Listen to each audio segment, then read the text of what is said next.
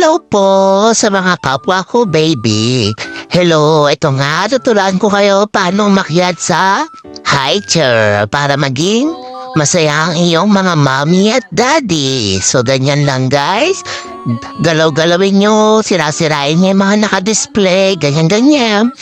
Yan, tapon nyo rin para matuwa-tuwa yung mga magulang nyo, yung mga mami at daddy nyo, di ba? Ang saya-saya, tingin-tingin lang. Kunwari, walang ginagawang mali. So, ayan, akyat ulit, tapos maya-maya tuturuan ko kayo kung paano bumaba, ha? So, ayan,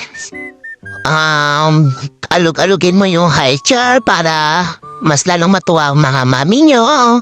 Ganon-ganon lang po. And then ngayon, gusto ko nang bumaba. Ganyan lang kung paano bumaba. Yung parang wala lang, yung hindi ka napapansin ng mami. Ganyan lang gawin nyo, mga kapwa ko, baby. So, ayun po. Maraming salamat po. Don't forget follow, like, and share. Thank you, guys.